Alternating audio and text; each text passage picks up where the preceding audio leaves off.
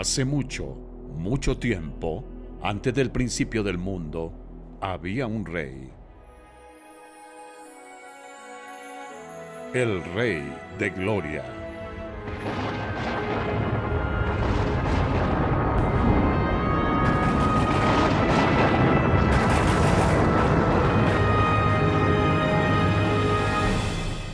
Este rey era mucho más grande y muy superior a cualquier persona o cosa que tú y yo pudiéramos imaginar.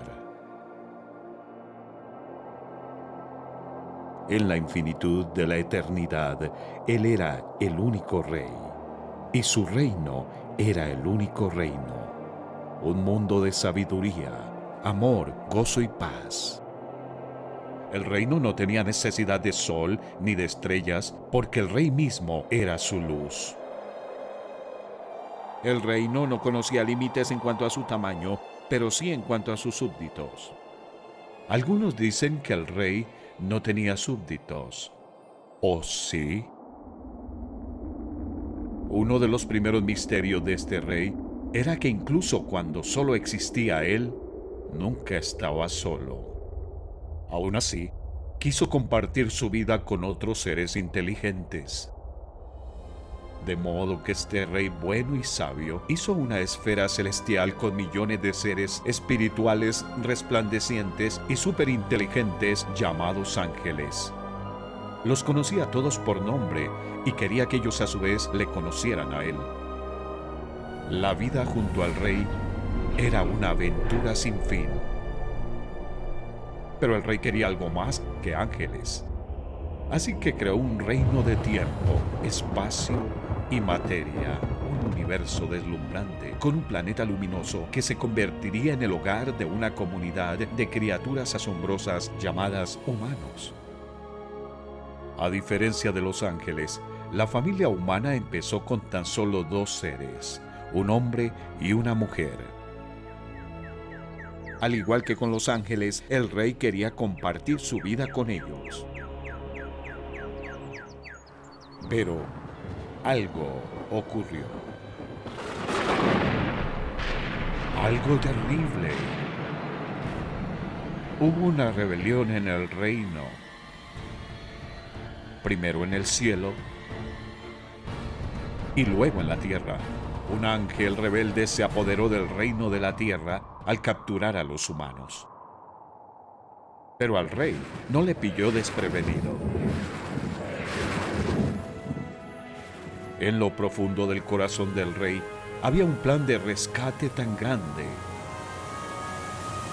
tan misterioso, tan insólito, de tanto alcance, que tardaría miles y miles de años en llevarlo a cabo. ¿Qué otra cosa esperaría del Rey de la Eternidad? Él vive por encima del tiempo.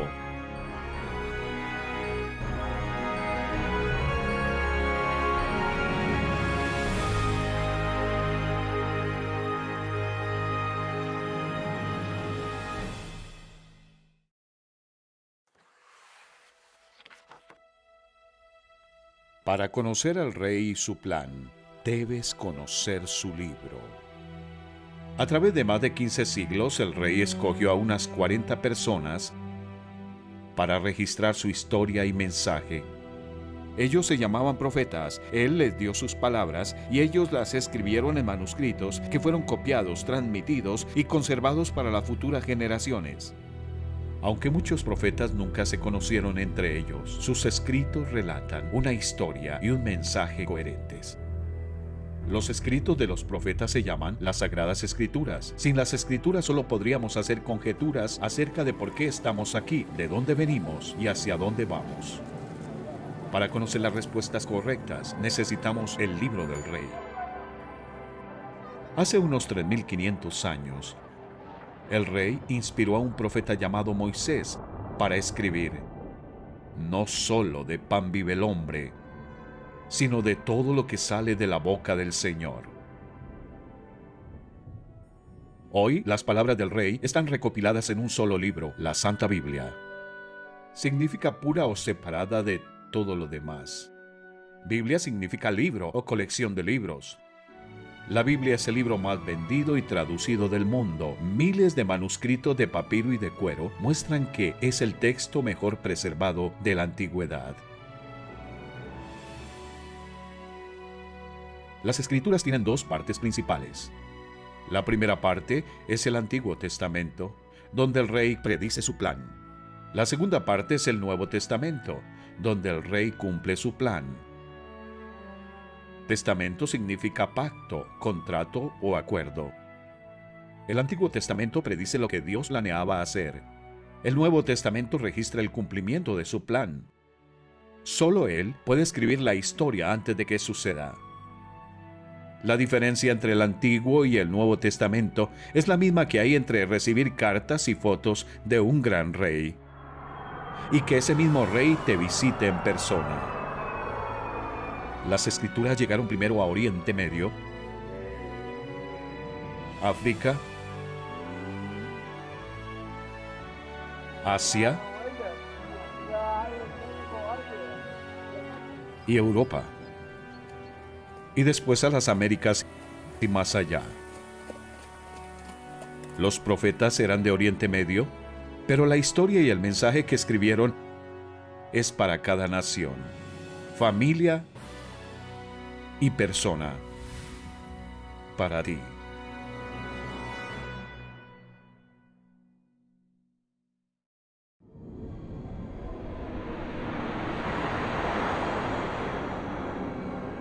Si pudiéramos viajar hacia atrás en el tiempo y el espacio, atrás, atrás, muy atrás, antes de que hubiera personas, planetas o estrellas, podríamos ser testigos del poder y de la gloria detrás de las primeras palabras de las Escrituras.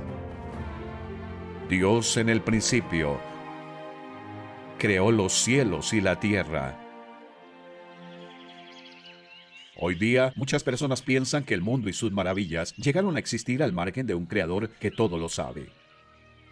Sin embargo, las teorías de estas personas no explican adecuadamente el diseño complejo y el orden predecible del universo.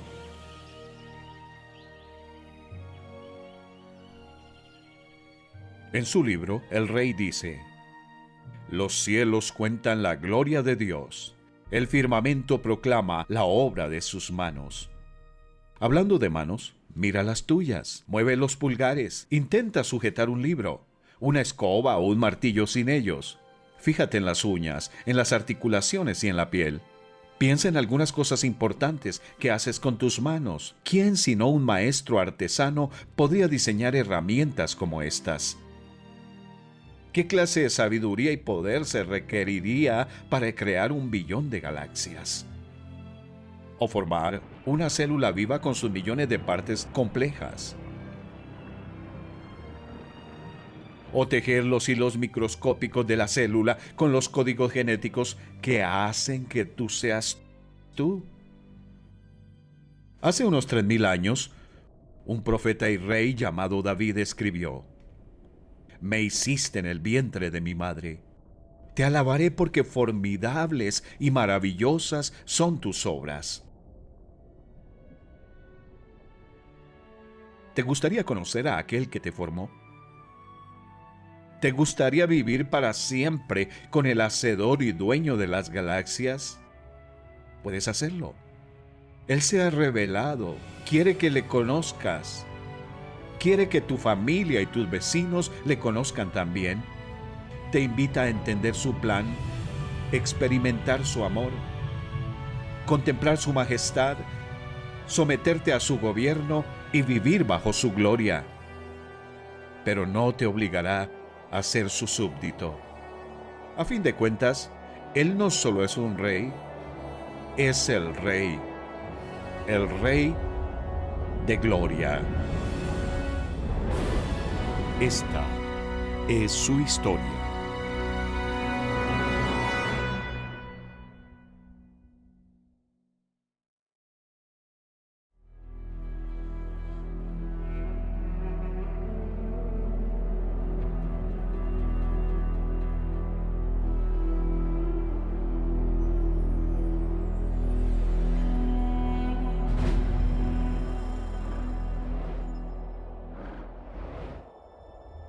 El libro de Dios comienza de una manera digna de un rey.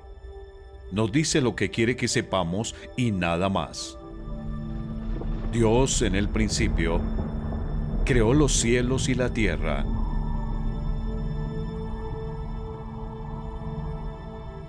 Todo lo que podemos ver y tocar tiene un principio. Pero el Creador, dueño del universo, no tiene principio ni fin. Él es el invisible y eterno Espíritu que puede estar en todo lugar, en todo momento. Él ve y conoce todo. ¿Sabes cómo se llama? Dios tiene muchos nombres, pero el más famoso es el Señor. En el idioma original de su libro, su nombre es Yahvé, que significa aquel que es, o sencillamente, el yo soy. La historia de la creación continúa con la descripción que hace el rey de la tierra primitiva. La tierra no tenía forma y estaba vacía, y la oscuridad cubría las aguas profundas, y el Espíritu de Dios se movía en el aire sobre la superficie de las aguas. Era el momento de preparar el planeta para las personas.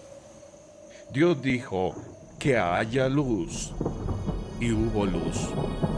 Y vio Dios que la luz era buena. Luego separó la luz de la oscuridad. Dios llamó a la luz día, y a la oscuridad noche. Y fue la tarde, y fue la mañana, un día. ¿Qué hizo el primer día de la creación? Ordenó que la luz atravesara las tinieblas. Más tarde, el sol brillaría sobre la tierra, pero no el primer día. Dios quiere que sepamos que Él es el origen de la luz. Dios es luz, y en Él no hay ninguna oscuridad. Dios es puro como la luz. No puede ser contaminado. Incluso cuando la luz brilla sobre cosas muy sucias, sigue siendo pura. Dios es perfecto. Dios es santo. ¿Observaste quién estaba con Dios en la escena de la creación? Su Espíritu Santo estaba allí moviéndose sobre las aguas. Su Verbo también estaba allí hablando. En el principio ya existía el Verbo, y el Verbo estaba con Dios, y el Verbo era Dios. Él estaba con Dios en el principio. Por medio de Él todas las cosas fueron creadas. El Espíritu Santo y el Verbo siempre han estado con el único Dios verdadero. Por eso puede decirse del Rey que, incluso cuando solo Él existía, nunca estaba solo.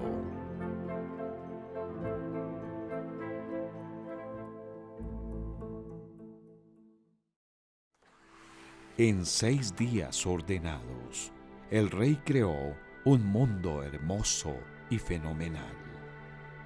Solo habló y aparecieron maravillas perfectamente diseñadas. El primer día, Dios dijo, que haya luz, y hubo luz. El segundo día, hizo la atmósfera de la tierra con el cielo azul que vemos y el aire invisible que respiramos. Dios diseñó el cielo con una mezcla perfecta de gases que sustentan la vida, como el oxígeno y el nitrógeno. El tercer día, Dios dijo, aparezca la tierra seca. Y así fue. Después dijo, que la tierra produzca vegetación. Al instante hierba, plantas, flores y frutas empezaron a crecer, cada una con su propia semilla.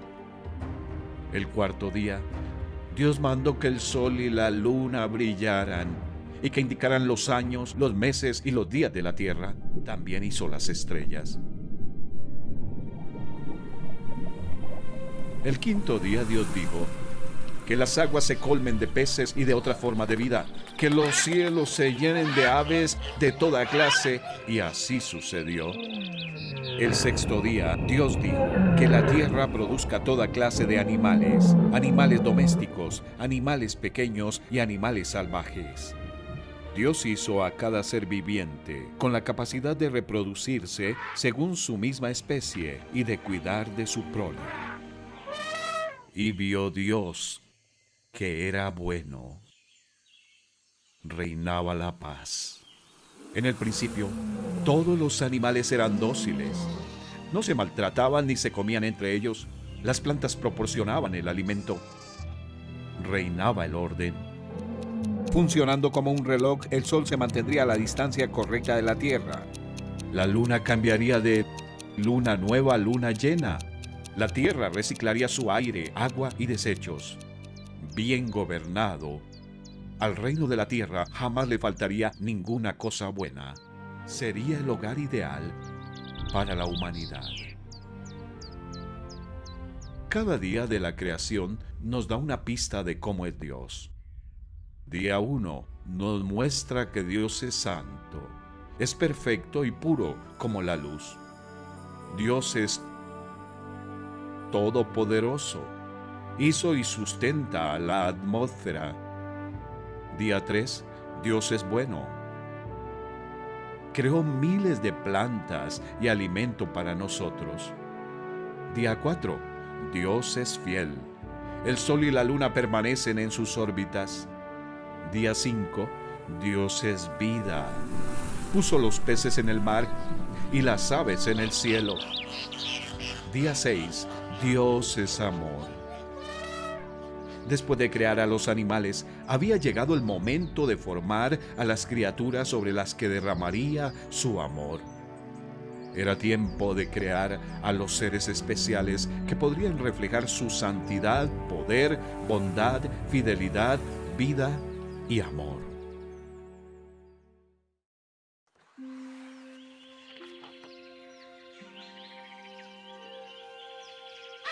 El sexto día de la creación, el rey conversó consigo mismo, Dios, su Santo Espíritu y su Verbo, y dijo: hagamos al ser humano a nuestra imagen y semejanza, que tenga dominio sobre la tierra y los seres vivientes.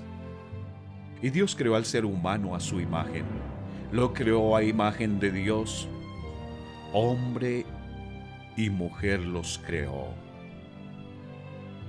Cuando las Escrituras dicen que creó a las personas a su propia imagen, no significa que Dios es como nosotros, sino que debemos reflejar su naturaleza y personalidad. Así como las monedas romanas llevaban grabada la imagen del emperador, la humanidad llevaba grabada la imagen de Dios. El primer hombre y la primera mujer fueron creados con la capacidad de pensar, amar y hablar como su creador para que pudieran disfrutar de una relación cercana con él. Las personas no fueron hechas para ser esclavas de Dios, sino sus amigas. Al crear a los humanos a su propia semejanza, Dios les dio dominio. Las personas debían cuidar y gobernar la tierra para Dios, descubriendo sus secretos y usando sus recursos sabiamente. Esas capacidades distinguían a la humanidad del reino animal. A los animales, Dios les dio dos dimensiones: cuerpo y alma. A los seres humanos, Dios les dio tres: cuerpo, alma y espíritu. Y Dios el Señor formó al hombre del polvo de la tierra y sopló en su nariz hálito de vida. Y el hombre se convirtió en un ser viviente. El cuerpo era simplemente la casa o tienda en la que Dios sopló el alma y el espíritu del hombre.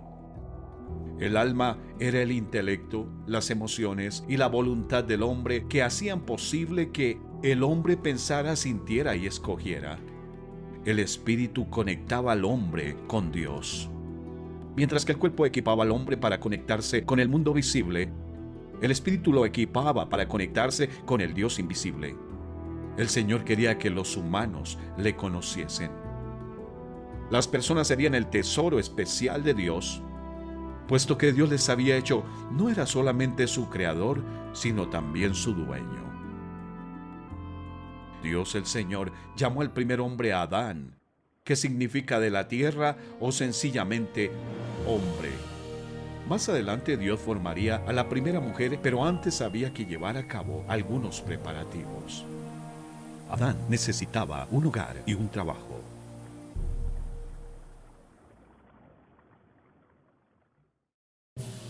Después de formar el primer cuerpo humano del polvo de la tierra y soplar vida en él, Dios plantó un huerto en Edén en algún lugar del Oriente Medio. Un río cristalino fluía a través del huerto. Dios el Señor hizo que creciera toda clase de árboles hermosos, los cuales daban frutos buenos y apetecibles. En medio del jardín hizo crecer el árbol de la vida y también el árbol del conocimiento del bien y del mal. Dios el Señor tomó al hombre y lo puso en el jardín del Edén para que lo cultivara y lo cuidara. Dios el Señor no le preguntó a Adán si quería vivir en Edén. Dios era el creador y dueño del hombre. Sabía lo que era mejor para el hombre. El hogar de Adán estaba lleno de deleites inagotables, cosas para ver, oír, oler, tocar y saborear. Arroyos cristalinos, pájaros cantores, flores fragantes, criaturas peludas, frutas jugosas, verduras crujientes, bayas dulces, bosques misteriosos, rocas coloridas, bichos fascinantes y billones de otras maravillas esperando para ser descubiertas. Sin embargo, el hombre fue hecho para algo más que explorar y comer. Dios hizo a Adán para ser la cabeza de la raza humana. Dios quería que Adán y su familia reinaran con él para siempre. Pero solamente aquellos a quienes se les puede confiar tareas pequeñas pueden encargarse de tareas grandes.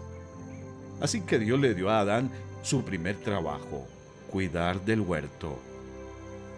Este huerto era un lugar perfecto. No tenía espinos, maleza ni insectos malos.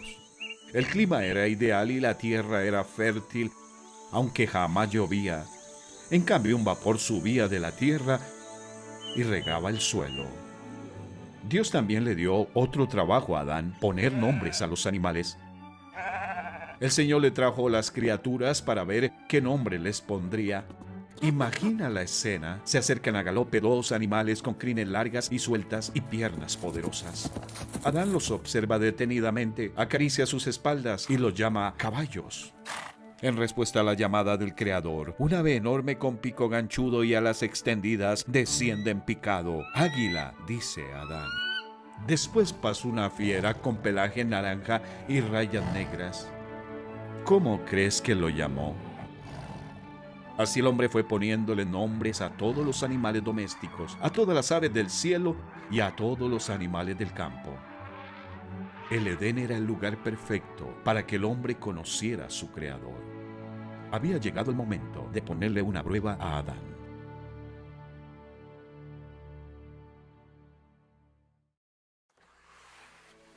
Desde el principio, Dios y el hombre eran amigos, pero era necesario probar esa amistad.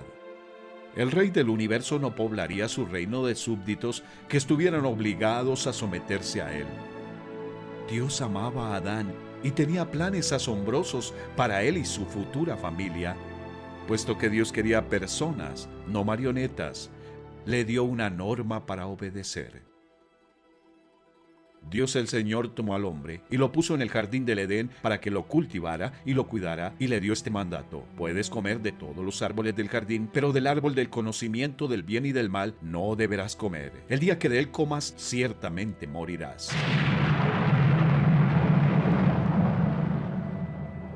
No era un mandamiento difícil. Adán podía comer de todos los frutos del huerto, excepto uno. Al obedecer esta norma sencilla, Adán demostraría que confiaba en que su creador sabía lo que era mejor para él. ¿Qué dijo Dios que le pasaría a Adán si quebrantaba esta norma?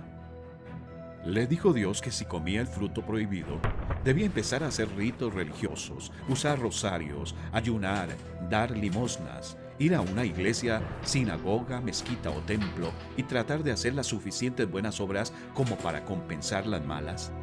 ¿Eso fue lo que dijo Dios? No, no fue lo que dijo. Dios le dijo a Adán: el día que de él comas, ciertamente morirás. Desobedecer la ley de Dios se llama pecado. El castigo por quebrantar la norma de Dios sería la muerte. En su libro, el rey llama a esto la ley del pecado y de la muerte. La ley del rey dice que el pecado debe castigarse con la muerte. La muerte significa separación. Si Adán desobedecía esa única norma de Dios, llegaría a ser como una rama rota que empieza a marchitarse y a morirse en el instante en que se separa de su fuente de vida. Si Adán decidía hacer lo que él quería, en vez de lo que el Rey del Universo le había dicho que hiciera, eso sería un acto de rebelión. Sería pecado. El pecado pondría fin a la amistad del hombre con Dios. El pecado haría que el cuerpo del hombre envejeciera y muriera. El pecado separaría el espíritu, el alma y el cuerpo del hombre de Dios para siempre. El pecado es mortal.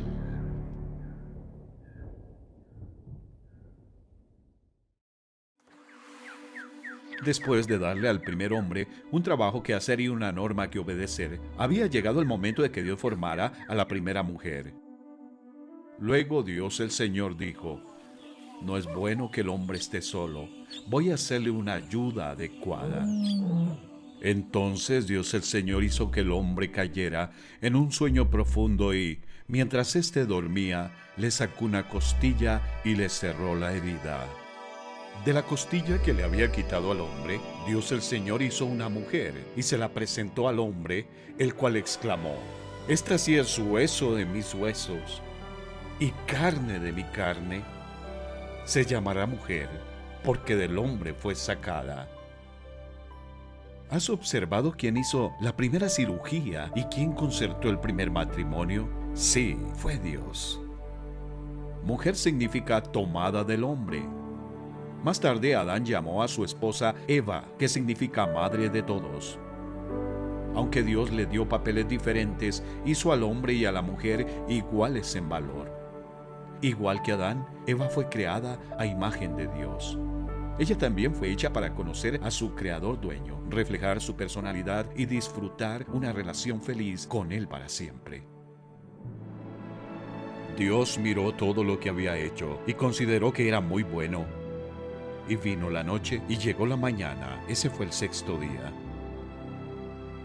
Al llegar el séptimo día, Dios descansó porque había terminado la obra que había emprendido. ¿Por qué descansó Dios el séptimo día? Porque su trabajo había terminado. Además, al crear nuestro mundo en 6 días y descansar el séptimo, estableció la semana de 7 días, un ciclo de trabajo y descanso que aún se practica en todo el mundo.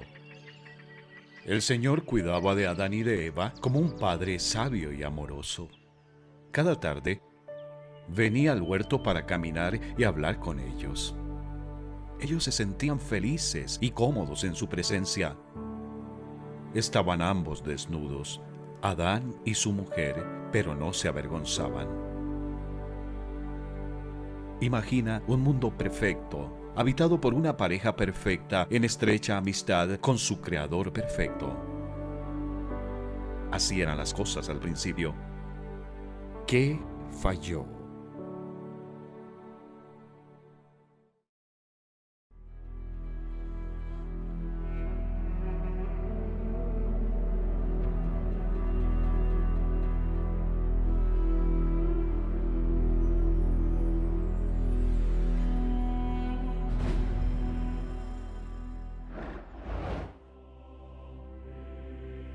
Antes de descubrir lo que falló en la tierra, necesitamos entender algunas cosas sobre el cielo.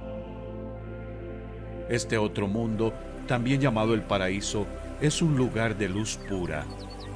Colores fascinantes, música emocionante, conversación que satisface y misterios revelados. Las actividades más sencillas del cielo sobrepasan los placeres más grandes de la tierra. El cielo es otra dimensión, es el hogar del Rey. El mayor atractivo de este lugar feliz es el Rey mismo. Cada rincón de la ciudad celestial está diseñado para reflejar su majestad. La ciudad era de oro puro, semejante a cristal pulido. La descripción más detallada del cielo se registra en el último libro de las Escrituras, el Apocalipsis. Dios permitió que el profeta Juan echara una mirada al cielo y le dijo que escribiera lo que veía. Vi un trono en el cielo y a alguien sentado en el trono. Alrededor del trono había un arco iris que se asemejaba a una esmeralda. Del trono salían relámpagos, estruendos y truenos. Delante del trono había algo parecido a un mar de vidrio como de cristal transparente. Luego miré y oí la voz de muchos ángeles que estaban alrededor del trono. El número de ellos era millares de millares y millones de millones. Repetían sin cesar: Santo, Santo, Santo es el Señor Dios Todopoderoso, el que era y que es y que ha de venir. Ángel significa mensajero o siervo. Los ángeles son seres espirituales. Como su creador, los ángeles son invisibles para el hombre, excepto cuando son enviados a misiones en las que necesitan ser vistos. El Rey del Cielo los hizo antes de hacer a los seres humanos. En su libro nos dice que todos los ángeles gritaban de alegría al verle crear el mundo. Dios dio a sus ángeles la capacidad de conocer, obedecer, alabar y servirle para siempre. Los ángeles no eran esclavos de Dios. Igual que con los seres humanos, Dios no les obligó a someterse a Él. Quería siervos felices y dispuestos. Las Escrituras hablan acerca de un ángel de alto rango a quien Dios había dado gran inteligencia, belleza y poder. Si conoces la historia de este ángel, sabes de dónde vino el mal. Lucifer era uno de los ángeles principales de Dios. Su nombre significa reluciente. Las escrituras de los profetas describen a Lucifer como el modelo de la perfección, lleno de sabiduría y de exquisita belleza. Pero entonces Lucifer empezó a mirarse a sí mismo en vez de mirar a su gran creador rey. Por primera vez en la historia, un ser creado se enorgulleció de sí mismo. Cegado por su propia hermosura e inteligencia y olvidando a quien le había creado, Lucifer dijo en su corazón: subiré al cielo para poner mi trono por encima de las estrellas de Dios. Escalaré hasta los cielos más altos y seré como el Altísimo. Lucifer quería ser rey. Quería que se hiciera su voluntad en lugar de la voluntad de Dios. El pecado había entrado en el universo.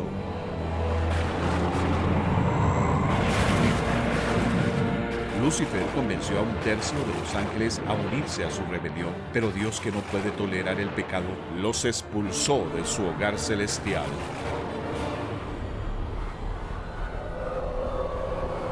El nombre de Lucifer se cambió por Satanás, que significa acusador. También se le llama el diablo, que significa engañador. Los ángeles malvados se llaman demonios. En un lugar oscuro y secreto, Dios preparó una prisión para el diablo y sus demonios. Ese lugar se llama el infierno y el lago de fuego. Es un lugar de eterna separación de Dios. Un lugar donde los rebeldes ya no causarán más problemas. Un día Satanás y todos sus demonios serán encerrados en esa prisión para siempre, pero aún no están todos allí. ¿A dónde fueron estos espíritus malvados cuando Dios los expulsó? Se trasladaron a la atmósfera de la tierra. Ahí el diablo organizó a sus ángeles por rangos. Si podía gobernar en el cielo, gobernaría en la tierra. Por eso las Escrituras llaman a Satanás el príncipe de la potestad del aire, el espíritu que ahora opera en los hijos de desobediencia. El diablo y sus demonios son invisibles para nosotros, pero son reales. Aunque no sabemos qué aspecto tienen, sí conocemos su propósito oscuro y malvado. Utilizarán toda clase de artimañas para que las personas se unan a su reino de tinieblas y perdición. Son capaces de hacer cualquier cosa en su empeño por destruirte. Satanás se disfraza como un ángel de luz. Su enemigo, el diablo, ronda como león rugiente buscando a quien devorar.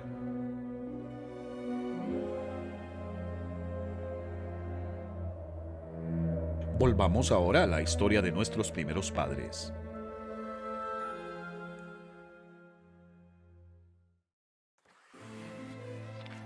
Las vidas de Adán y Eva estaban llenas de aventura y propósito. Cada día estaba lleno de asombro mientras exploraban su huerto inmenso, cuidaban de las criaturas y las plantas y probaban la comida. Cada atardecer era aún más maravilloso porque su creador dueño les honraba con una visita personal. Cómo les encantaba caminar y hablar con él. El hombre y su esposa eran felices en su hogar del huerto. Pero Satanás no era feliz. Odiaba a Dios y odiaba a estas dos criaturas que reflejaban la imagen de Dios. Así que el diablo, que había fracasado en su intento de apoderarse del reino del cielo, conspiró para hacerse con el reino de la tierra. Si tan solo pudiera conseguir que Adán, la cabeza de la raza humana, quebrantara la ley de Dios. Pero no tentaría a Adán directamente. Un día, la mujer escuchó una voz. No era Adán, no era Dios. Era una serpiente. Para Eva, un reptil que hablaba no era más que otro nuevo descubrimiento. No tenía ni idea que el enemigo de Dios estaba utilizando a la serpiente. Tampoco sabía que Satanás quería usarla para tentar a Adán a quebrantar la ley de Dios. La serpiente había esperado pacientemente. Sus ojos calculadores acechaban a la mujer. Entonces, en el momento oportuno, les siseó. ¿Es verdad que Dios les dijo que no comieran de ningún árbol del jardín? Satanás quería que Eva dudara de la palabra de Dios. También quería que pensara que Dios les estaba ocultando algo bueno a ella y su esposo. Podemos comer del fruto de todos los árboles, respondió la mujer, pero en cuanto al fruto del árbol que está en medio del jardín, Dios nos ha dicho, no coman de ese árbol ni lo toquen, de lo contrario morirán. Pero la serpiente le dijo a la mujer, no es cierto, no van a morir. Dios sabe muy bien que cuando coman de ese árbol se les abrirán los ojos y llegarán a ser como Dios, conocedores del bien y del mal. ¿Qué haría Eva?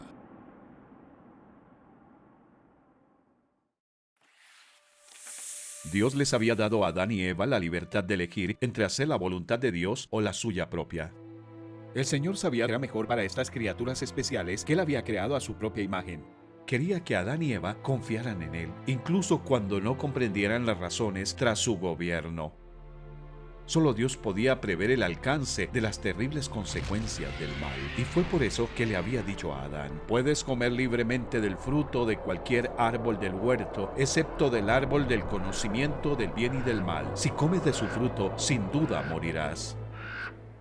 Pero ahora la serpiente le había dicho a Eva, no es cierto, no van a morir.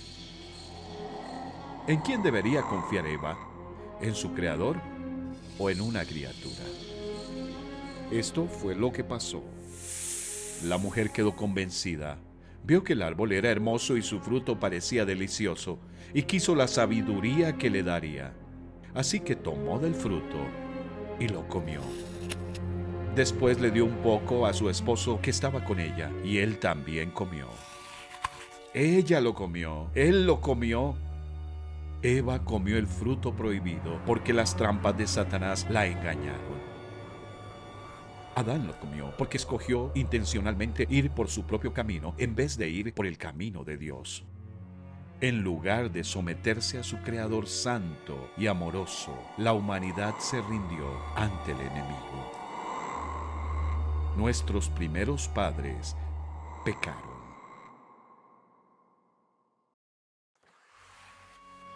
Adán fue nombrado cabeza de la raza humana. Fue quien recibió el mandato de Dios de no comer del fruto del árbol del conocimiento del bien y del mal. No fue hasta que Adán mordió el fruto ilícito que tanto él como su esposa empezaron a sentir los efectos espantosos de su elección. En ese momento se les abrieron los ojos y tomaron conciencia de su desnudez. Por eso, para cubrirse entretejieron hojas de higuera. Vergüenza ardiente y culpa desgarradora llenaron sus almas. Se sintieron inmundos por dentro y por fuera. El pecado trajo vergüenza. Antes de quebrantar la ley de Dios, Adán y Eva eran conscientes de la presencia de Él y no se avergonzaban. Se sentían honrados de estar con su Creador, reflejar su imagen y ser sus amigos. Pero cuando comieron del árbol del conocimiento del bien y del mal, tomaron conciencia de sí mismos y se avergonzaron.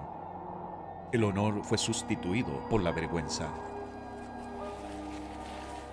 Intentaron cubrir su vergüenza con hojas de higuera, pero ningún esfuerzo propio podía solucionar su problema. Eran incapaces de deshacerse del pecado que había invadido sus almas. Eran incapaces de restaurar el honor que habían perdido. Era la tarde. Pronto su Creador santo y amoroso vendría para su visita vespertina. La idea de verle sacudía sus cuerpos con descargas de terror. ¿Qué les diría? ¿Qué le dirían ellos a él?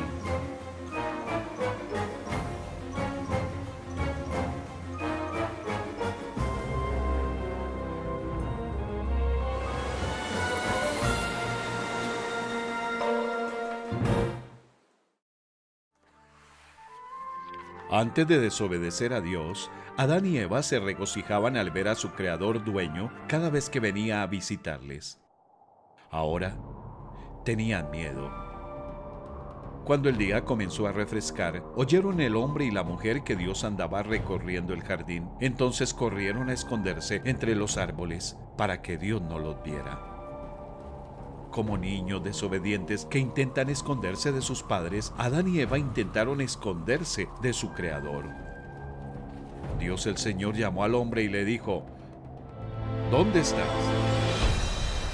El hombre contestó: escuché que andabas por el jardín y tuve miedo porque estoy desnudo. Por eso me escondí. ¿Y quién te ha dicho que estás desnudo?, le preguntó Dios. ¿Acaso has comido del fruto del árbol que yo te prohibí comer? Él respondió: la mujer que me diste por compañera me dio de ese fruto y yo lo comí. Entonces Dios el Señor le preguntó a la mujer: ¿qué es lo que has hecho? La serpiente me engañó y comí, contestó ella. ¿Por qué querían esconderse Adán y Eva de Dios? Porque habían pecado. ¿Por qué culpaban a otros por su pecado? Porque estaban avergonzados. Adán y su mujer ya no mostraban la imagen santa de Dios. En lugar de reflejar la santidad y el amor de su Creador, ahora reflejaban la rebelión y el orgullo del diablo. La primera pareja había llegado a ser como una rama rota de un árbol vivo. Su pecado había roto su relación con el Rey del universo. Espiritualmente estaban muertos.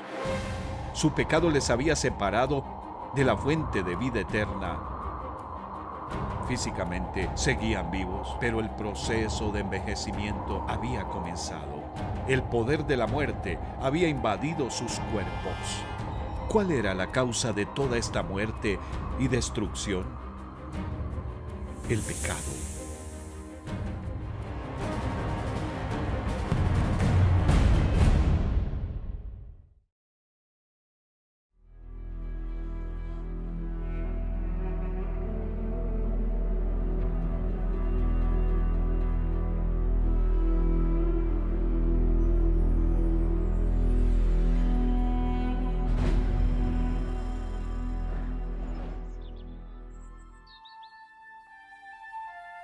Al principio de la historia humana, Dios y el hombre estaban juntos, reinaban la paz y el gozo.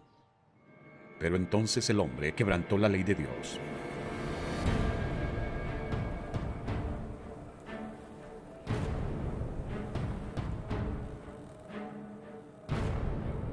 El mismo día que pecaron Adán y Eva, Dios anunció algunas de las consecuencias de gran alcance de su pecado.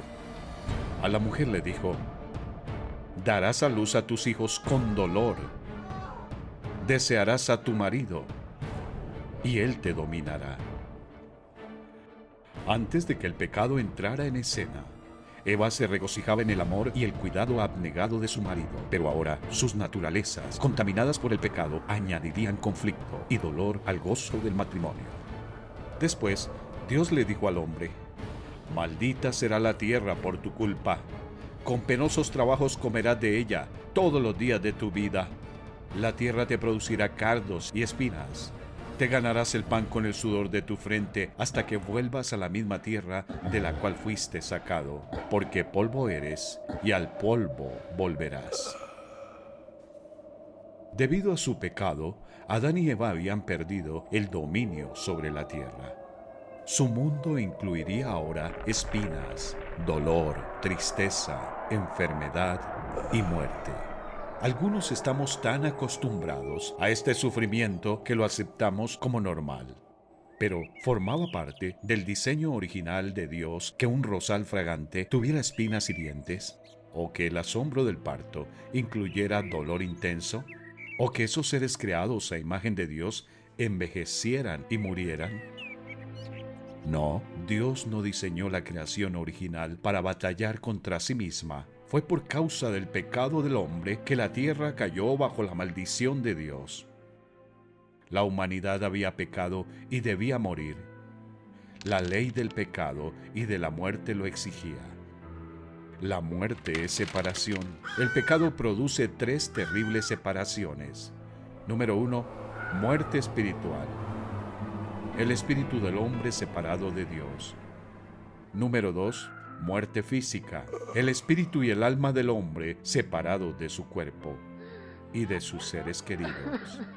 Número 3, muerte eterna. El espíritu, el alma y el cuerpo del hombre separados de Dios, para siempre en el lago de fuego.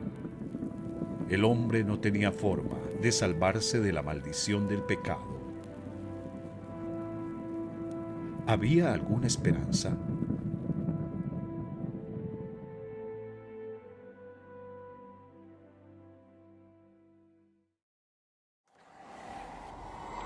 Satanás había robado el tesoro especial del rey, pero el rey tenía un plan secreto para rescatarlo.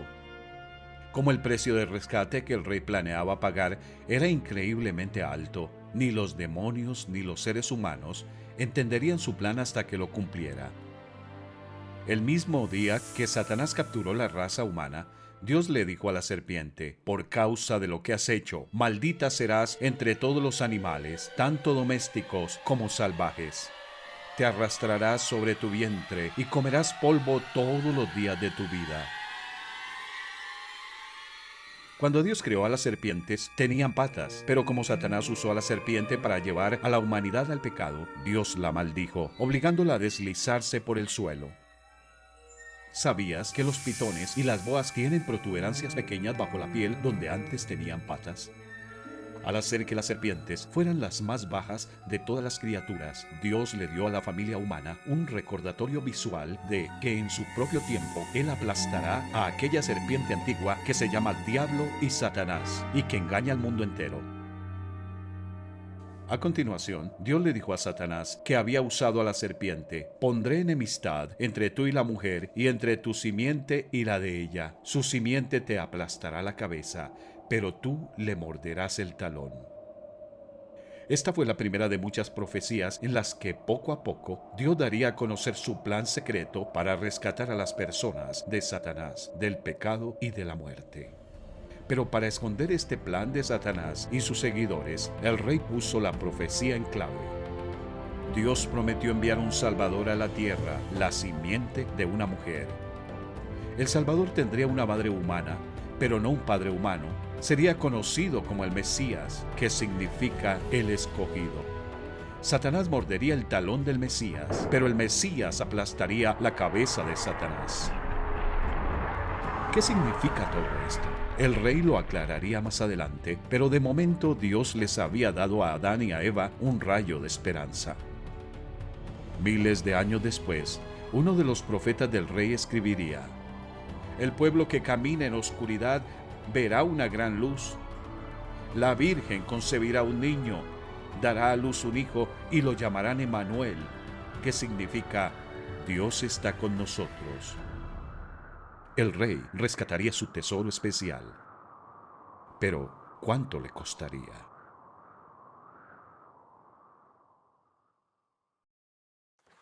¿Recuerdas qué hicieron Adán y Eva después de comer el fruto prohibido? Se vistieron con hojas de higuera. ¿Esas prendas les hicieron sentirse más cómodos en la presencia de su creador juez?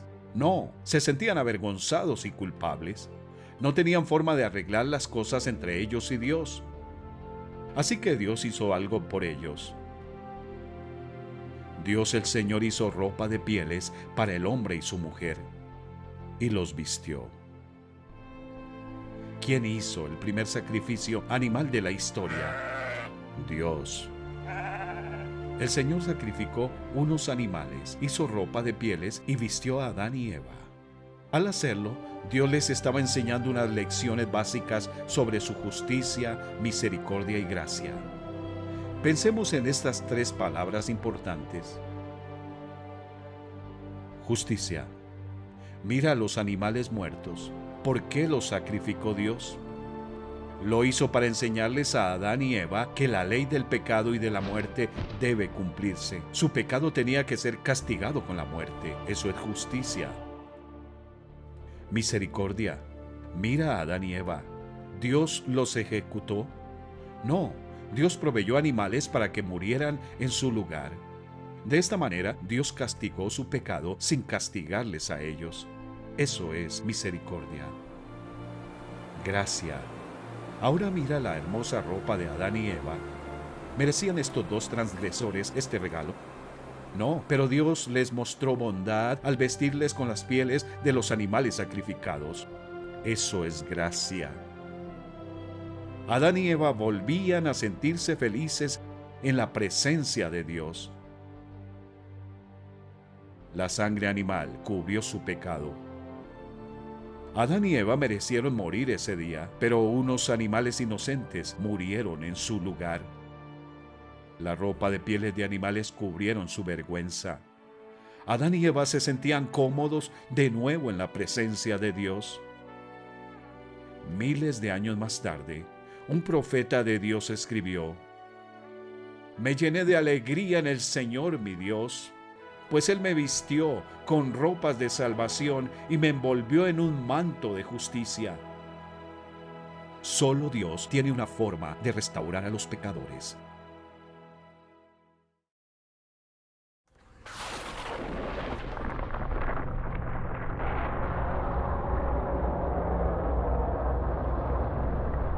Cuando Dios expulsó a los ángeles rebeldes del cielo, su destino estaba sellado. Esos seres espirituales que habían vivido en la luz resplandeciente del cielo no tenían excusa, pero para los seres humanos, contaminados por el pecado, el Señor tenía un plan para recuperarlos si confiaban en Él. Aún así, el pecado tiene sus consecuencias. Así como Dios echó a Lucifer y sus ángeles malignos del paraíso celestial, echó al hombre y su esposa del paraíso terrenal. Después de expulsarlos, el Señor Dios puso querubines poderosos al oriente del jardín de Edén. Colocó una espada de fuego ardiente a fin de custodiar el camino hacia el árbol de la vida. El árbol de la vida era el otro árbol especial en medio del huerto. Solo las personas perfectas podían comer de él. Adán y Eva ya no eran perfectos, habían pecado y debían envejecer y morir. Nuestro gran Dios, Creador, es santo. Eso significa que es puro, limpio, perfecto y justo. Debido a su naturaleza santa y a sus leyes santas, debe castigar el pecado con la muerte, la separación de la fuente de vida. Algunas personas creen que Dios es tan grande que puede ignorar las leyes que Él mismo ha decretado. Imagina un tribunal donde el juez se niega a hacer cumplir las leyes de la nación. ¿Dirías que tal juez es grande? Imagina un partido de fútbol donde el árbitro ignora las reglas del juego.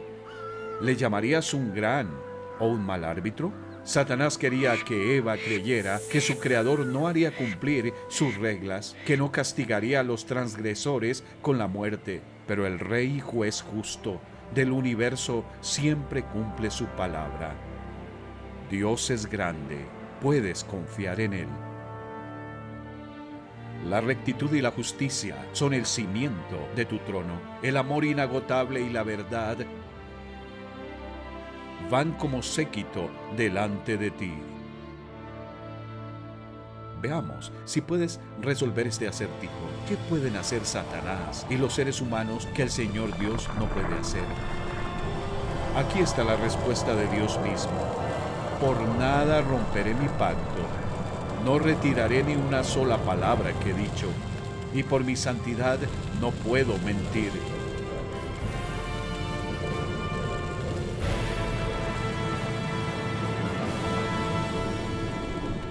El Rey del universo no puede faltar a su palabra.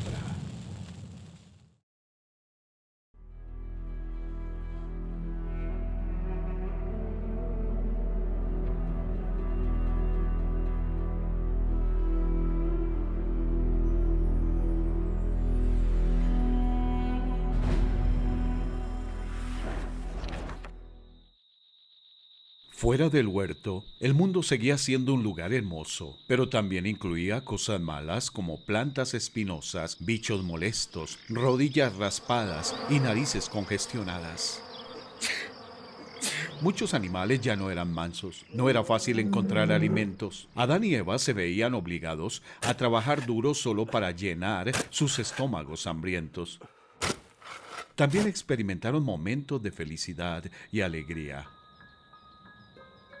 El hombre se unió a su mujer Eva, y ella concibió y dio a luz a Caín, y dijo: con la ayuda del Señor he tenido un hijo varón. Al primer bebé del mundo, Eva le llamó Caín, que significa posesión. ¡Qué precioso tesoro les había dado Dios! Quizá pensó que su hijo sería el Salvador prometido, pero pronto descubrió que su niñito hermoso era terco y egoísta, igual que sus padres. Más tarde, cuando nació su segundo hijo, Eva le llamó Abel, que significa vanidad o nada. Evidentemente, Adán y Eva no podían producir aquella simiente de una mujer sin pecado que salvaría a las personas de sus pecados. En vez de reflejar la imagen santa de Dios, los hijos de Adán y Eva reflejaban sus propias naturalezas torcidas por el pecado. Adán tuvo otros hijos y otras hijas, a su imagen y semejanza. Mira la ilustración. ¿Ves a Caín quitándole el melón a su hermanito? Actúa igual que sus padres que tomaron el fruto que no les pertenecía. Como una enfermedad contagiosa, el pecado de Adán y Eva afectó a sus hijos. Cuando Adán pecó, el pecado entró en el mundo. El pecado de Adán introdujo la muerte, de modo que la muerte se extendió a todos porque todos pecaron. Un proverbio africano dice: una rata solo puede producir crías que cavan. Un proverbio árabe expresa el mismo hecho: el hijo de un pato es nadador. Cuando nuestros primeros padres pecaron, se volvieron como una rama rota de un árbol. Así como cada ramita y hoja de la rama rota se ve afectada, cada miembro de la rama familiar de Adán se ve afectado por el pecado de Adán. Mucho tiempo después de la muerte de Adán, el profeta y rey David escribió: soy pecador de nacimiento, así es desde el momento en que me concibió mi madre. Puede que no nos guste escucharlo, pero sabemos que es verdad.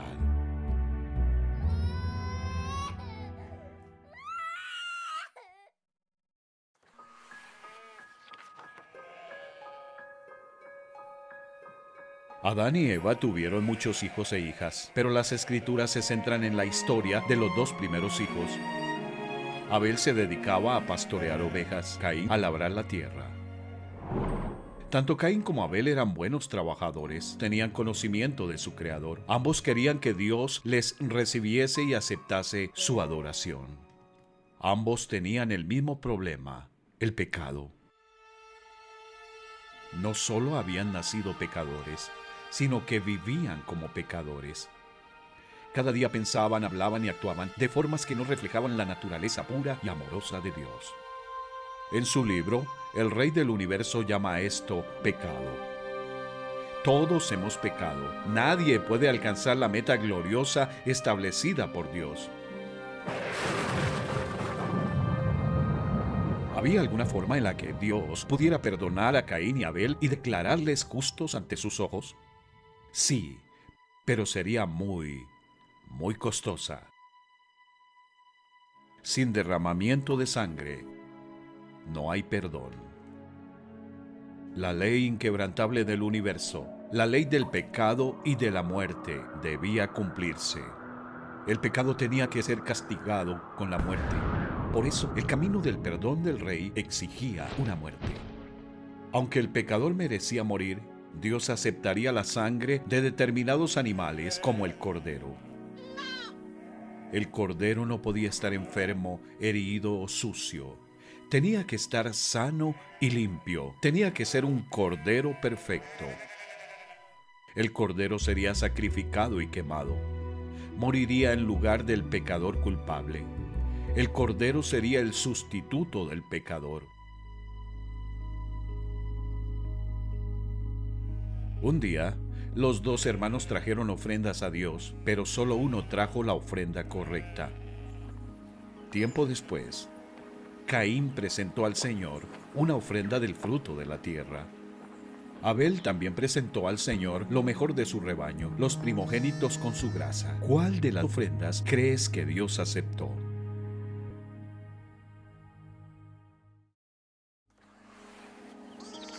Mira a los hermanos y lo que están a punto de ofrecer a Dios. Mira los altares. Un altar era una plataforma elevada, normalmente hecha de piedra o tierra. Era un lugar de muerte.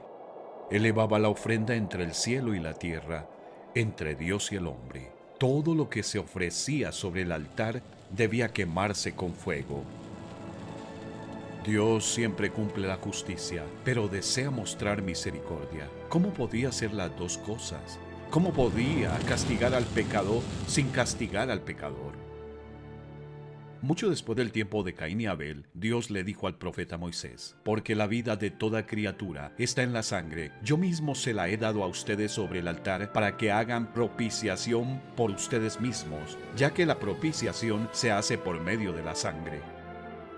Pondrá su mano sobre la cabeza de la víctima, la cual será aceptada en su lugar y le servirá de propiciación.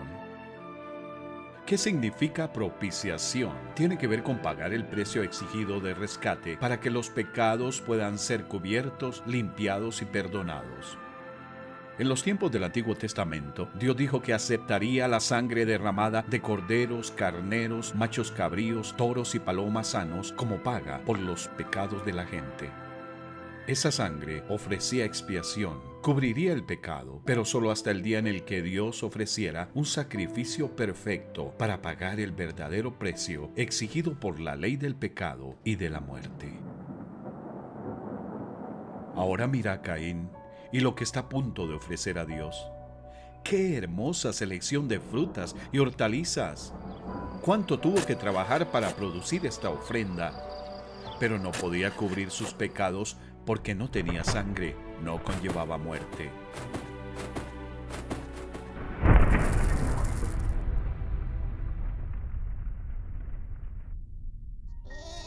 Mira a Abel y su ofrenda. ¡Qué cuadro tan triste! El corderito está atado y a punto de morir. ¿Ves cómo Abel pone su mano sobre la cabeza del cordero? Puesto que Abel creyó en el plan de Dios, Dios tomó todos los pecados de Abel y los puso sobre el cordero. Abel está dando gracias al Señor porque aunque él, Abel, merece el castigo de la muerte, Dios aceptará la sangre del cordero para cubrir el pecado. La ley de Dios exigía que todo pecador fuese castigado con la muerte, pero Dios, en su justicia y misericordia, aceptaría la muerte de un cordero en su lugar. Dios llama esto la ofrenda por el pecado. La ley de la ofrenda por el pecado libró a Abel de la ley del pecado y de la muerte. Pero, ¿qué pasó con Caín?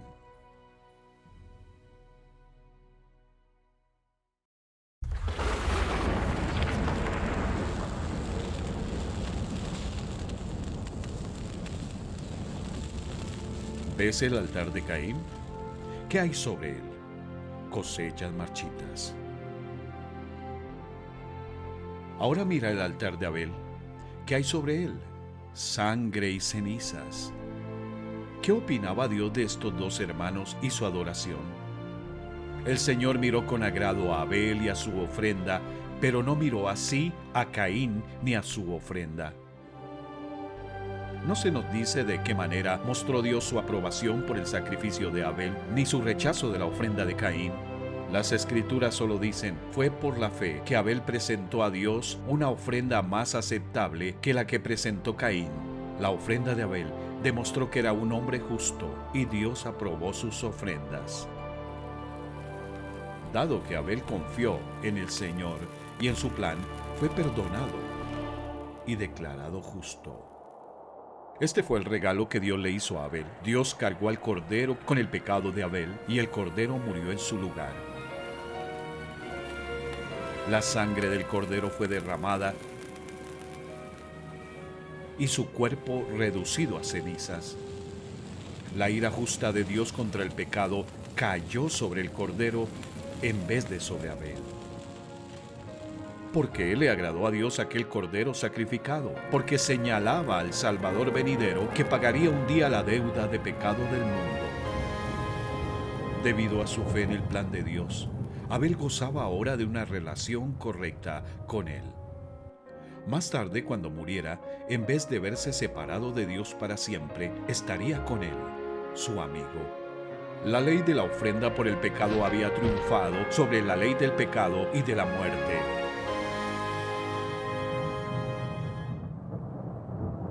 Caín se acercó a Dios, pero hizo caso omiso de la ley que exige que el pecado sea castigado con la muerte. Caín era religioso, pero no gozaba de una relación correcta con Dios. La ley del pecado y de la muerte seguía ciñéndose sobre él como una nube negra. Si no confiaba en Dios y en su plan, nunca le conocería como amigo. Se encontraría con Dios como juez. Algunas personas intentan justificar a Caín diciendo, Caín era agricultor, ofreció lo que tenía, pero Dios no quería lo que él tenía. Caín podía haber cambiado algo de sus cosechas por uno de los corderos de Abel, o puesto su mano sobre la cabeza del cordero de Abel y adorado en el mismo altar. ¿Qué haría Caín? Se arrepentiría y vendría a Dios con la ofrenda adecuada.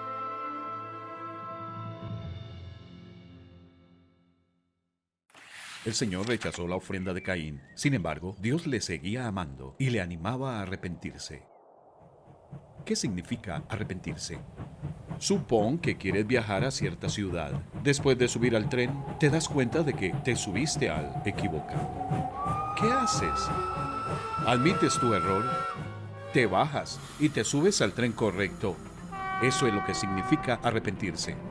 Arrepentirse quiere decir cambiar de parecer, dar la espalda a lo que es falso y someterse a lo que es verdadero. Arrepentirse ante Dios no significa que debo castigarme a mí mismo por mis pecados. Significa que debo ver mi pecado como Dios lo ve. Dios quería que Caín se arrepintiera, que dejara de confiar en su propio camino y siguiera el de Dios. Esto hizo que Caín se enojara mucho y se veía decaído. ¿Por qué estás tan enojado?, preguntó el Señor a Caín. ¿Por qué te ves tan decaído?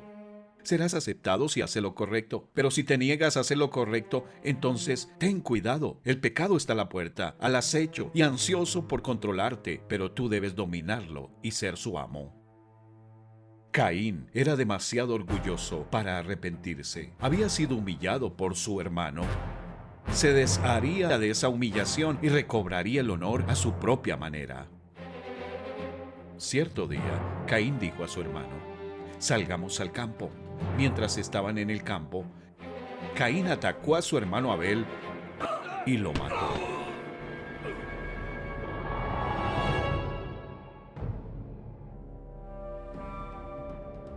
Luego el Señor le preguntó a Caín: «¿Dónde está tu hermano? ¿Dónde está Abel?». «No lo sé», contestó Caín. «¿Acaso soy yo el guardián de mi hermano?». Pero el Señor le dijo: «¿Qué has hecho? Escucha, la sangre de tu hermano clama a mí desde la tierra». El alma y el espíritu de Abel se habían ido a estar con el Señor, pero su cuerpo volvería al polvo de la tierra hasta un día futuro, cuando Dios transformará ese polvo en un cuerpo glorioso, adecuado para la eternidad. En cuanto a Caín, Dios le dio otra oportunidad para arrepentirse, pero él la rechazó. Así Caín se alejó de la presencia del Señor. En un espíritu de rebeldía, Caín se trasladó hacia el oriente y construyó una ciudad. Él y su esposa tuvieron muchos hijos. Sus tataranietos hicieron las primeras herramientas de metal e instrumentos musicales. Los descendientes de Caín eran muy inteligentes, pero no conocían al Señor.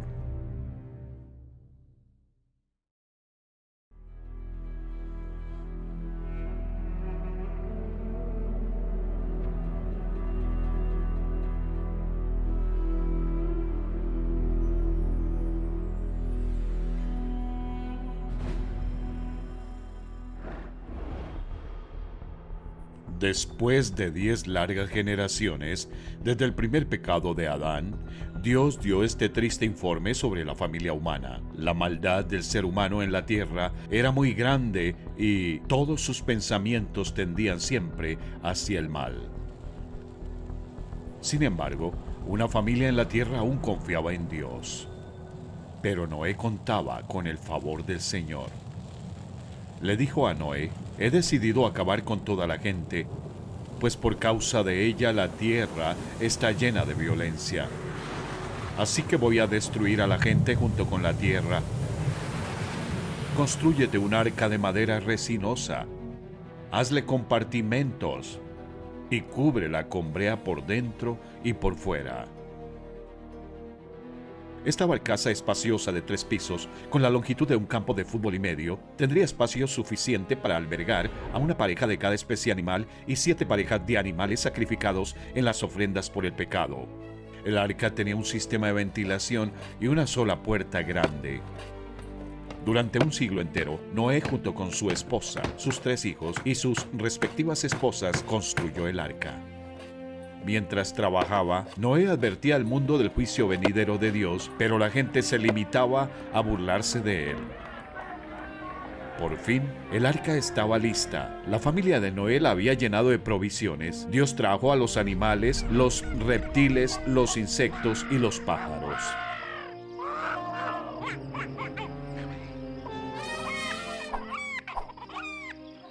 ¡Qué espectáculo verlos entrar al arca y acomodarse en sus miles de compartimientos! Noé y su familia también entraron. ¿Entró alguien más a este lugar seguro? No, así que Dios cerró la puerta.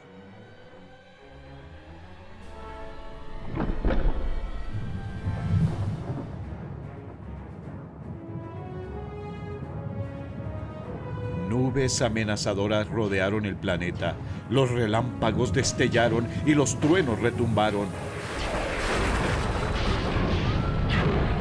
Se revelaron las fuentes del mar profundo y se abrieron las compuertas del cielo. 40 días y 40 noches llovió sobre la tierra. Fue el peor desastre natural de la historia. Toda la humanidad, salvo aquellas 8 almas refugiadas en el arca, pereció. Un mundo orgulloso e incrédulo aprendió la verdad demasiado tarde.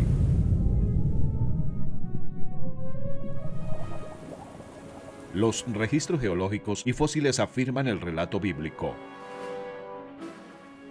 Desde el Sahara hasta el Himalaya, se encuentran fósiles marinos en los grandes desiertos y montañas del mundo. En su misericordia, Dios es paciente. En su justicia juzgará el pecado.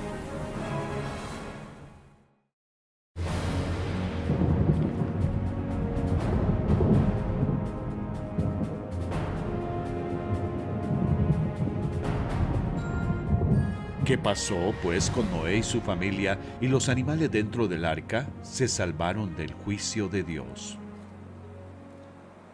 Dios se acordó de Noé y de todos los animales salvajes y domésticos, envió un viento que soplara sobre la tierra y las aguas del diluvio comenzaron a retirarse. La gigantesca arca fue bajando hasta descansar sobre Ararat, un enorme monte de 2 picos en Turquía oriental. Noé envió una paloma 3 veces para ver si podía encontrar tierra seca. La primera vez, la paloma simplemente volvió. La segunda vez, vino con una hoja de olivo en el pico. La tercera vez, ya no volvió. Había encontrado un hogar. Noé sabía que era tiempo de salir del arca. Había pasado un año entero desde que inició el diluvio. ¿Sabes qué hizo Noé después de que su familia y los animales salieron del arca? Luego Noé construyó un altar al Señor, y sobre ese altar ofreció como holocausto animales puros y aves puras. El Señor percibió el grato aroma. La justicia y la misericordia de Dios no habían cambiado. El pecado seguía exigiendo la paga de muerte. Por eso Noé derramó la sangre de unas criaturas inocentes y quemó sus cuerpos sobre un altar suspendido entre el cielo y la tierra, entre Dios y el hombre. Estos sacrificios señalaban al Mesías sin pecado, que un día vendría a la tierra para ofrecer la verdadera paga por el pecado. A continuación, Dios le dio un mandamiento a Noé y su familia. Sean fecundos, multiplíquense y llenen la tierra. Dios hizo también un pacto con el planeta Tierra. He colocado mi arco iris en las nubes, el cual servirá como señal de mi pacto con la tierra. Nunca más las aguas se convertirán en un diluvio para destruir a todos los mortales. Como símbolo de su pacto, Dios develó un arco iris glorioso que se elevaba sobre el cielo nublado. Dios prometió que nunca volvería a enviar un diluvio global. El arco iris nos recuerda que, ya sea para castigar o para proteger, Dios siempre cumple sus promesas. Siempre.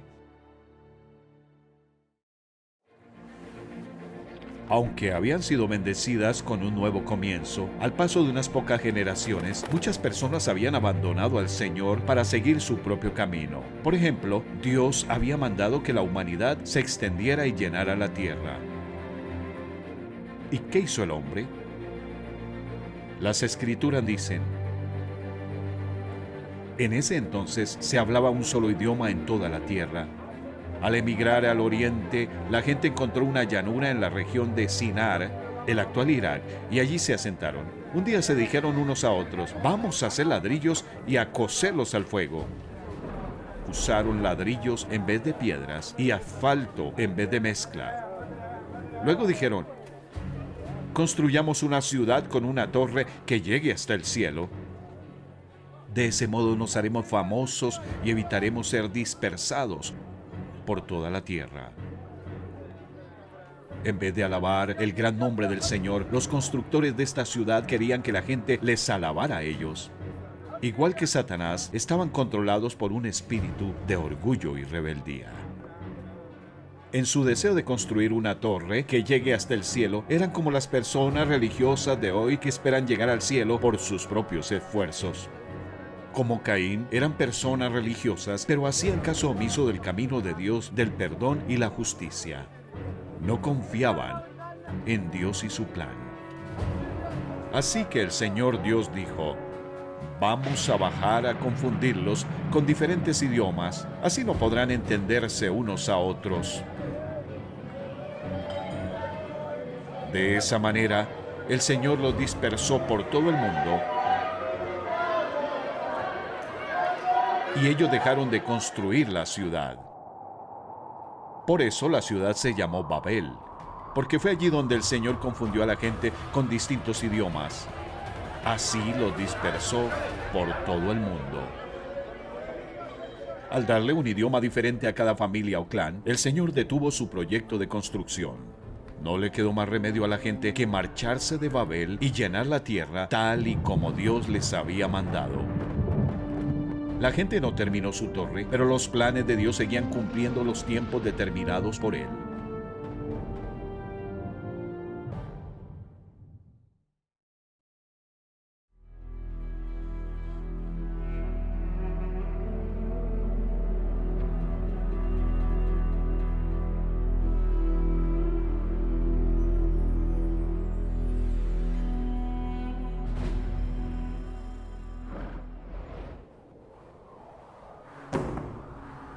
Habían pasado 10 generaciones desde el tiempo del profeta Noé. Satanás tenía a las naciones bajo su control absoluto, o eso parecía. En vez de confiar en el Señor, la gente confiaba en sus religiones. Algunas naciones adoraban al sol, en lugar de adorar a aquel que lo creó. Otras veneraban a la luna. Corría aproximadamente el año 1925 a.C. En una tierra al noroeste de Arabia vivía un anciano llamado Abraham. Más adelante, Dios cambió su nombre a Abraham, que significa padre de una multitud. Abraham tenía 75 años. Sara, su esposa, tenía 65. No tenían hijos. Sus padres y vecinos eran idólatras. Adoraban a las cosas creadas en vez de adorar al Creador. Un día, el Señor le dijo a Abraham: «Deja tu tierra, tus parientes y la casa de tu padre, y vete a la tierra que te mostraré. Haré de ti una nación grande y te bendeciré. Haré famoso tu nombre y serás una bendición. Bendeciré a los que te bendigan y maldeciré a los que te maldigan. Por medio de ti serán bendecidas todas las familias de la tierra». El Señor quería hacer un pacto con Abraham si estaba dispuesto a dejar a la familia de su padre y marchar a una tierra desconocida. El Señor haría dos cosas muy grandes con él. Número 1, Dios convertiría a Abraham en el padre de una gran nación. Número 2, a través de esa nación nueva, Dios bendeciría a la gente de todas las naciones. Si Abraham estaba dispuesto a confiar en el Señor y seguirle, se convertiría en el padre de una nación de la que saldrían los profetas, las escrituras y el Salvador del mundo. ¿Qué hizo Abraham? Por la fe, Abraham, cuando fue llamado para ir a un lugar que más tarde recibiría como herencia, obedeció y salió sin saber a dónde iba. No fue fácil para Abraham y su esposa dejar a sus parientes y abandonar la religión familiar. Sin embargo, escogieron soportar las críticas de su entorno social con el fin de seguir al único Dios verdadero. Confiar en Dios y obedecerle no siempre es fácil, pero siempre es lo mejor.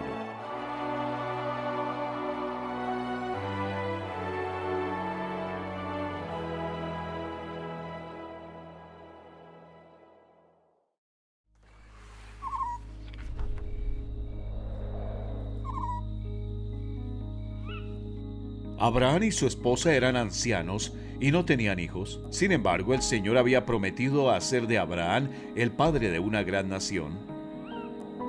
¿Cómo reaccionó Abraham ante esa promesa imposible de Dios?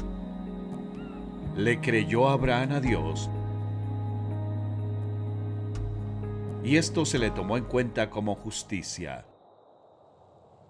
Como todos los descendientes de Adán, Abraham era un pecador, pero como Abel y Noé, ofrecía a Dios sacrificios por el pecado.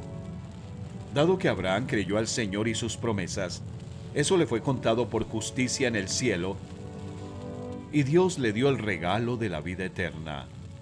Sara confió también en el Señor, y también fue declarada justa. Pero es difícil esperar. Después de estar en la tierra de Palestina durante 10 años, esperando y orando para que Sara quedara embarazada, decidieron ayudar a Dios a cumplir su promesa de darle un hijo a Abraham. Siguiendo una costumbre local, Sara dio su criada egipcia Agar a Abraham. Él durmió con Agar y ella se quedó embarazada y dio a luz un hijo. Le llamaron Ismael. Unos 13 años después, cuando Abraham tenía 99 años y Sara 89, el Dios Todopoderoso se les apareció de nuevo. Les dijo que tendrían un hijo y que se llamaría Isaac. El Señor también le dijo a Abraham: en cuanto a Ismael, yo lo bendeciré, pero mi pacto lo estableceré con Isaac, el hijo que te dará Sara de aquí a un año por estos días. Un año después, Sara dio a luz a Isaac, el hijo de la promesa. Mira la imagen. ¿Ves a Abraham y su esposa contemplando el cielo nocturno? Están dando gracias al Señor por su fidelidad. Luego despidieron a Agar y a Ismael, pero Dios fue bueno con ellos también. El muchacho creció en el desierto y Dios estaba con él. Llegó a ser un hábil arquero, se estableció en el desierto de Parán y su madre arregló que se casara con una mujer de la tierra de Egipto. Ismael se convirtió en el padre del poderoso pueblo árabe, al que Dios ha bendecido de muchas formas. En cuanto a Isaac, se quedó en casa, cuidando el ganado y los rebaños de su padre. A veces le ayudaba a escoger un cordero sano para sacrificarlo y quemarlo sobre un altar por sus pecados. Pero ni Isaac ni su padre podrían imaginarse el sacrificio que Dios estaba a punto de exigir.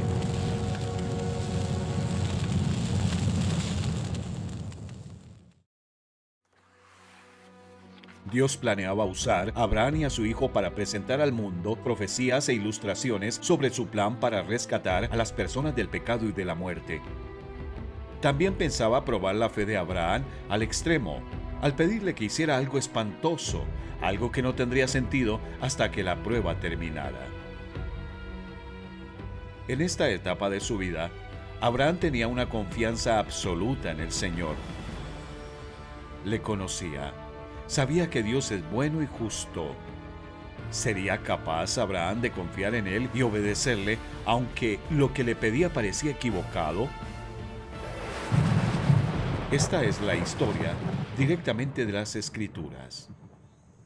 Pasado cierto tiempo, Dios puso a prueba a Abraham y le dijo: «Abraham». «Aquí estoy», respondió. Y Dios le ordenó: «Toma a tu hijo, el único que tienes y al que tanto amas, y ve a la región de Moria. Una vez allí ofrécelo como holocausto en el monte que yo te indicaré».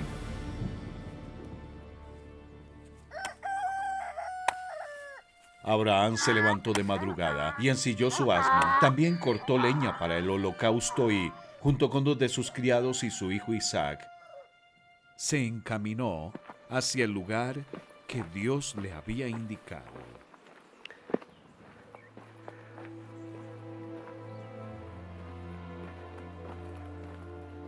Al tercer día, Abraham alzó los ojos y a lo lejos vio el lugar. Entonces les dijo a sus criados: «Quédense aquí con el asno, el muchacho y yo seguiremos adelante para adorar a Dios y luego regresaremos junto a ustedes». Abraham tomó la leña del holocausto y la puso sobre Isaac, su hijo. Él, por su parte, cargó con el fuego y el cuchillo. Y los dos siguieron caminando juntos. Isaac le dijo a Abraham: «Padre». «Dime, hijo mío», respondió Abraham. «Aquí tenemos el fuego y la leña», continuó Isaac, «pero ¿dónde está el cordero para el holocausto?» «El cordero, hijo mío, lo proveerá Dios», le respondió Abraham. Y siguieron caminando juntos.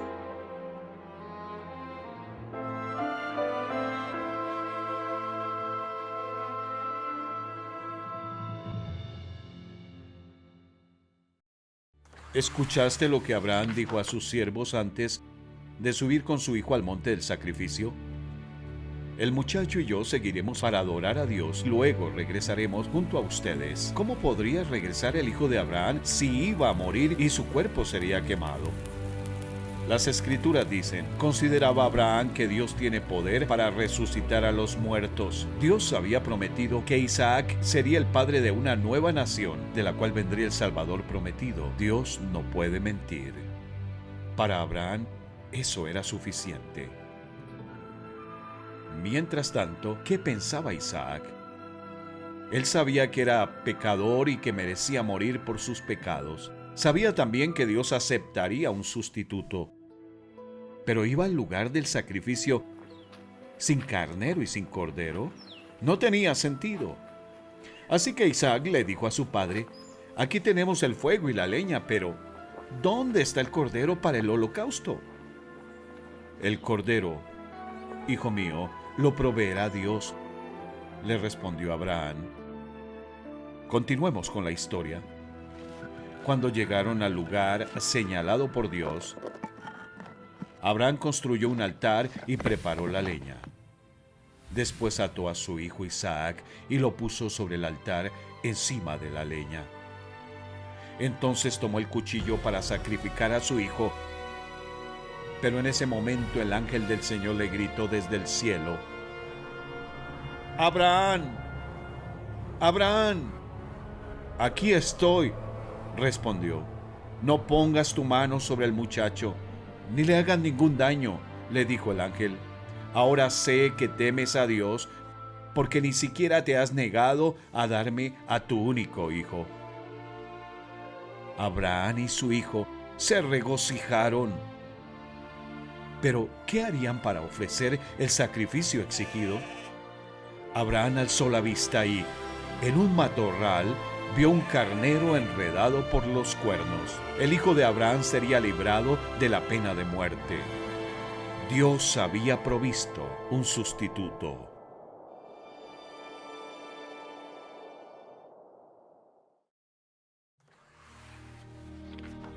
¿Cómo rescató Dios al hijo condenado a muerte de Abraham? Proporcionó un animal inocente y sin mancha para morir en su lugar. Abraham alzó la vista y, en un matorral, vio un carnero enredado por los cuernos. Fue entonces tomó el carnero y lo ofreció como holocausto en lugar de su hijo. Estos acontecimientos ilustraban el plan de Dios de enviar a un Salvador Santo que cumpliría con las exigencias de la ley del pecado y de la muerte, que rescatara a los pecadores de cada nación de la tierra. Abraham llamó a aquel lugar «El Señor proveerá». La gente todavía usa ese nombre como proverbio. En el monte del Señor será provisto. ¿Por qué llamó Abraham al monte «El Señor proveerá» en vez de «El Señor ha provisto»? ¿No acababa Dios de proveer un rescate? Al llamar al monte «El Señor proveerá», el profeta Abraham predecía el día en que, en ese mismo monte, Dios mismo proveería un sacrificio con sangre tan costoso que Dios lo aceptaría como la paga completa de la deuda de pecado del mundo, para que todo el que creyera en ese sacrificio no se perdiera, mas tuviera vida eterna. Unos 1900 años después de que el profeta Abraham ofreciera el carnero sobre el altar, el mismísimo Salvador prometido recordaría ese acontecimiento histórico y diría: Abraham, el padre de ustedes, se regocijó al pensar que vería mi día, y lo vio y se alegró. Mientras el humo del carnero subía hacia el cielo, Dios le permitió a Abraham vislumbrar un futuro holocausto que se sacrificaría sobre aquel mismo monte.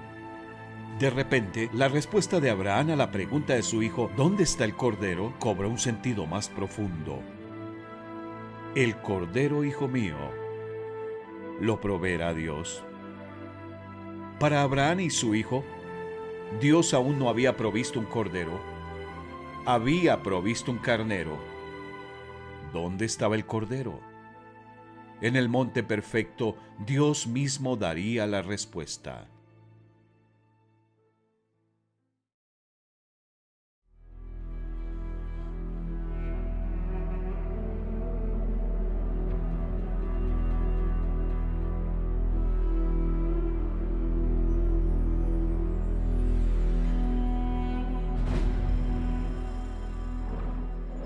¿Recuerdas las dos grandes promesas que Dios le hizo a Abraham? Primero dijo, haré de ti una nación grande. Dios cumplió su palabra. Abraham tuvo a Isaac, Isaac tuvo a Jacob, y Jacob tuvo 12 hijos, cuyas familias se convirtieron en las 12 tribus de Israel. Dios también dijo, por medio de ti serán bendecidas todas las familias de la tierra. Dios cumpliría esa parte de su promesa también. Al trabajar con esta nación especial y a menudo rebelde, Dios quiso mostrarles a todos los pueblos de la tierra cómo es Él y cómo los pecadores pueden acudir a Él. Cada vez que Dios protegía a esta nación, protegía sus planes de bendecirnos a ti y a mí, porque era de esta nación que vendrían los profetas, las santas escrituras y el Salvador prometido. El plan secreto de Dios seguía avanzando. Alrededor de 1500 a.C., Dios llamó a Moisés, un descendiente de Abraham, para ser su profeta. Moisés escribió los primeros 5 libros de la Biblia. Dios también lo usó para librar a los 3 millones de descendientes de Abraham de 4 siglos de esclavitud. Dios mismo les guió a través del desierto hostil, con una columna de nube para ofrecer sombra durante el día y con una columna de fuego para ofrecer luz de noche. Por su brazo poderoso, abrió un camino de escape para ellos en el Mar Rojo. Les dio pan del cielo, agua de una roca, y los trajo hasta el monte Sinaí. Allí, al pie del monte, Dios dijo al pueblo: ustedes serán para mí un reino de sacerdotes y una nación santa. Dios quería que esta nación fuera santa, separada para Él y diferente a las naciones de alrededor. Sin embargo, el pueblo no entendía lo que significaba ser santo. No se veían como pecadores necesitados. Pensaban que, de algún modo, podían ganar el favor de Dios. Para darles una lección sobre su ira ardiente contra el pecado, el Señor descendió entre temblores de tierra, llamaradas de fuego y el estruendo de una trompeta. El monte Sinaí estaba totalmente cubierto de humo, porque el Señor había descendido sobre él en forma de fuego. Nubes de humo subían al cielo como el humo que sale de un horno de ladrillos, y todo el monte se sacudía violentamente a medida que el sonido del cuerno de carnero se hacía cada vez más fuerte. Moisés hablaba y Dios le respondía con voz de trueno. Dios le había dado a Adán una norma. Estaba a punto de darle 10 a esta nueva nación.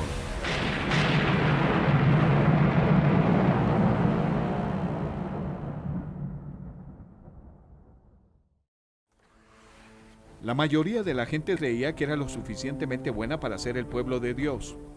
Así que el Señor le dio los 10 mandamientos, primero desde el monte Sinaí con voz de trueno, y después escritos en 2 tablas de piedra. Leamos los 10 mandamientos. Número 1. No tengas ningún otro Dios aparte de mí. Número 2. No te hagas ninguna clase de ídolo, porque yo soy el Señor tu Dios. Número 3. No pronuncies el nombre del Señor tu Dios a la ligera. Número 4. Acuérdate del sábado para consagrarlo. Número 5. Honra a tu padre y a tu madre. Número 6. No mates. Número 7. No cometas adulterio. Número 8. No robes. Número 9. No des falso testimonio en contra de tu prójimo. Número 10. No codicies su esposa ni nada que le pertenezca. El Señor le dijo a Moisés que debían obedecer las 10 normas a la perfección. Maldito sea quien no practique fielmente las palabras de esta ley. ¿Cómo crees que se sentían las personas después de escuchar estos 10 mandamientos? ¿Crees que aún pensaban que eran buenas? ¿Y tú crees que eres lo suficientemente bueno para vivir en el reino perfecto de Dios? Lee otra vez la norma número 1. No tengas ningún otro Dios aparte de mí. ¿Siempre pones primero a Dios? Si no es así, no has guardado esta ley. Lee la 5. Honra a tu padre y a tu madre. Si has desobedecido alguna vez a tu padre o a tu madre, eres culpable ante Dios. Ahora mira la norma 8. No robes. Si alguna vez te has llevado algo que no es tuyo o has hecho trampa en un examen, has quebrantado esta ley. ¿Has mentido alguna vez? Entonces no has obedecido la norma 9. El último mandamiento nos dice que está mal incluso querer tener lo que le pertenece a otra persona. Dios ve el pecado en nuestro corazón. ¿Cuántos pecados hicieron falta para arruinar la relación de Adán y Eva con Dios? Solo uno. La exigencia de Dios de perfección no ha cambiado. Porque el que cumple con toda la ley, pero falla en un solo punto, ya es culpable de haberla quebrantado toda. Dios es santo y no puede ignorar el pecado. ¿A ti te gustaría compartir una habitación con el cadáver descompuesto de un cerdo? Nuestro pecado es así para Dios. Rociar perfume sobre el cadáver no purificará la habitación, y ninguna cantidad de esfuerzo puede purificar nuestros corazones. Un espejo me enseña la suciedad en mi cara, y la ley de Dios me enseña el pecado que hay en mi corazón. Así como el espejo no puede limpiar mi cara, los 10 mandamientos no pueden limpiar mi corazón. Nadie será justificado en presencia de Dios por hacer las obras que exige la ley. Más bien, mediante la ley cobramos conciencia del pecado. Por muy buenos que nos creamos, no somos lo suficientemente buenos para vivir con Dios en el cielo. Necesitamos un Salvador.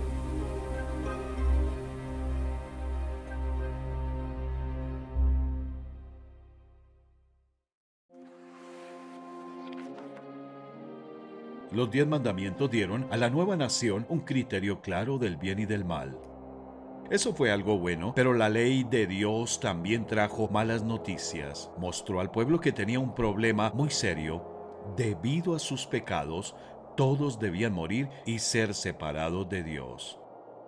El Señor seguiría aceptando la sangre derramada de corderos, toros, machos cabríos y tórtolas para cubrir sus pecados. El mismo día que Dios dio sus 10 mandamientos con voz de trueno, también dijo a Moisés: háganme un altar y ofrézcanme sobre él sus holocaustos. ¿Ves a Moisés con la mano sobre la cabeza del cordero? ¿Ves a la gente extendiendo sus manos hacia el cordero? Creen a Dios y su camino de perdón, y por eso sus pecados son cargados sobre el cordero inocente. Después, el cordero sería sacrificado sobre el altar. La sangre derramada cubriría los pecados del pueblo. Luego el cuerpo del animal se quemaría hasta quedar reducido a cenizas. Aquellas cenizas mostrarían al pueblo lo que Dios había hecho con sus pecados. Habían sido perdonados. Pero este sistema de ofrecer la sangre de animales por el perdón de pecados solo era una ilustración de lo que Dios realmente exigía. El sistema bajo la ley de Moisés era un anticipo de lo porvenir, no las cosas buenas en sí mismas. Se repetían los sacrificios una y otra vez, año tras año, pero nunca pudieron limpiar por completo. Si los sacrificios hubieran podido limpiar por completo, habrían dejado de ofrecerlos, porque los adoradores se habrían purificado una sola vez y para siempre, y habrían desaparecido los sentimientos de culpa. Pero, en realidad, esos sacrificios les recordaban sus pecados año tras año, pues no es posible que la sangre de los toros y las cabras quite los pecados. Los animales no fueron creados a imagen de Dios. El valor de un cordero no es igual al valor de un hombre. Así como no puedes llevar un coche de juguete a un concesionario y ofrecerlo como pago por un vehículo real, Asimismo, la sangre de un cordero no podía pagar el alto precio exigido por la ley del pecado y de la muerte. Hacía falta un sacrificio mejor. Aunque los sacrificios de animales no podían quitar la deuda de pecado, ofrecían a los pecadores una ilustración de aquel que sí podía quitarla.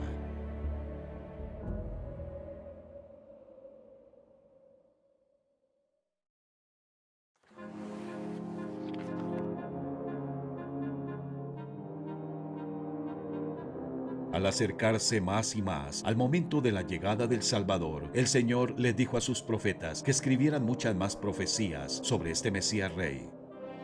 A continuación se presentan algunas de esas profecías. La joven concebirá y dará a luz un hijo.